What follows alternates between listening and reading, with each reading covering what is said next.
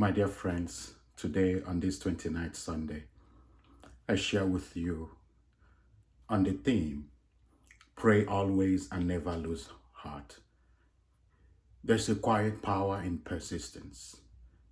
We see that in the determined athlete who trains day after day, in the parent who never gives up on a struggling child, or in the widow from today's gospel who refuses to be ignored or be taken for granted.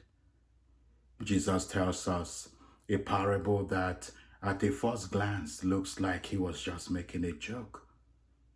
A powerless widow pestering a powerful judge. She has no influence, no wealth, no legal leverage, but she has one thing, persistence. And in the end, even the unjust judge gives in, not because he cares about justice, but because he's tired of being worn out or worn down. Dear friends, Jesus is not just telling us a story. It's not about a story of a nagging woman. He's teaching us something profound about prayer and the heart of God.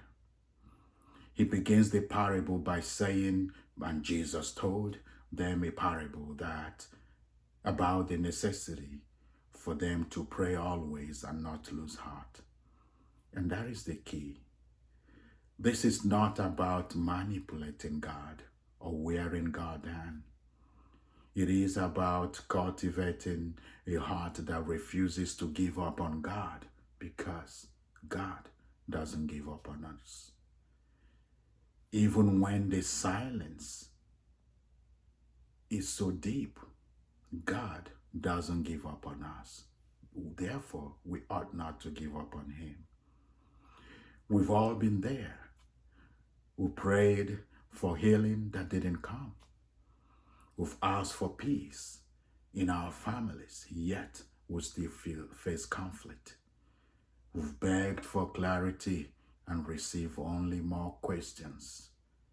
And in those moments, we are tempted to stop praying, to lose heart, to believe that maybe God is not listening to us or God does not care for us. That's where the devil takes us. Don't go there, my dear friends. Today's readings remind us that God is not like that unjust judge. God is not indifferent. God is not distant. He is a father who sees, a father who hears, and a father who loves us. If even a corrupt judge can be moved by persistence, how much more will our loving God respond to the cries of his children? In the first reading from the book of Exodus, we see Moses with his arms raised in prayer during the battle. If his hands are lifted, Israel prevails, and when he grows weary, things turn around for the worse for them. So Aaron and his companion had to step in to hold up his arms. What a beautiful image of community and support. Community supporting one another in prayer when we grow tired, because we will grow tired at some point. And maybe that's what we need today in our time, in our world of indifference and individualism. Not just to pray more, but to pray together. To hold each other up when faith falters, when faith grows weary, when our strength fails us. What a beautiful thing to remind one another that God is still working. God never fails. God never gives up, even when we can't see it. So let us be like the widow, persistent, faithful, unrelenting in our trust. Let us also be like Moses, lifting our hands up in prayer, even when it's difficult. Or maybe we need to step in and become like Aaron and his companion, supporting those around us who are struggling to keep going. Because in the end, Jesus promises us, will not God see justice done to his chosen who cry to him day and night? God sees your cry.